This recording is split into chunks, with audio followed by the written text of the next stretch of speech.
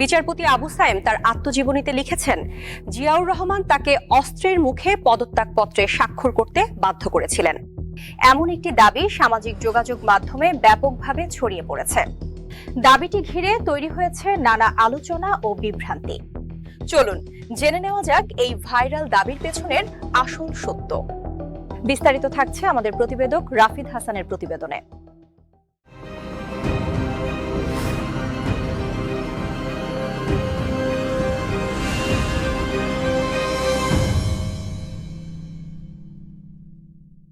সম্প্রতি সামাজিক যোগাযোগ মাধ্যমে একটি উদ্ধৃতি ব্যাপকভাবে ছড়িয়ে দাবি করা হচ্ছে, সাবেক রাষ্ট্রপতি বিচারপতি আবু সাদাত মোহাম্মদ সায়েম তার আত্মজীবনীমূলক গ্রন্থ অ্যাট বাঙ্গা ভবন লাস্ট ফেজে লিখেছেন, জিয়াউর রহমান তাকে অস্ত্রের মুখে পদত্যাগপত্রে স্বাক্ষর করাতে বাধ্য করেছিলেন।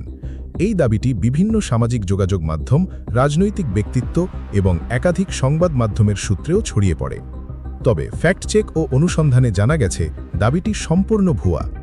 যাচাই করে দেখা যায় ১৯৮৮ সালে প্রকাশিত অ্যাট বাঙ্গা ভবন লাস্ট ফেজের মূল ইংরেজি সংস্করণ এবং ১৯৯৮ সালে প্রকাশিত বাংলা অনুবাদ বঙ্গভবনের শেষ দিনগুলি কোনোটিতেই ভাইরাল হওয়া এই উদ্ধৃতির কোনো অস্তিত্ব নেই। বরং বইটির ৩৯ নম্বর পৃষ্ঠায় বিচারপতি আবু সাইম লিখেছেন, উপদেষ্টা পরিষদের কয়েকজন জ্যেষ্ঠ সদস্য তাকে রাষ্ট্রপতির পদ ছেড়ে দেওয়ার অনুরোধ জানান। পরে তিনি নৌ ও বিমান বাহিনীর প্রধানদের সঙ্গে আলোচনা করে জিয়াউর রহমানকে ডেকে পাঠান। সেখানে অস্ত্র দেখিয়ে পদত্যাগপত্রে স্বাক্ষর করানোর মতো কোনো ঘটনার উল্লেখ নেই। এছাড়া বইটির বাংলা অনুবাদক, সাংবাদিক ও লেখক মশিউল আলম নিশ্চিত করেছেন, সামাজিক যোগাযোগ মাধ্যমে প্রচারিত উদ্ধৃতিটি সম্পূর্ণ মনগড়া।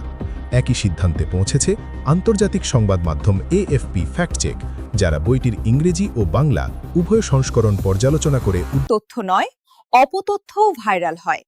তাই বিশ্বাসের আগে যাচাই করুন।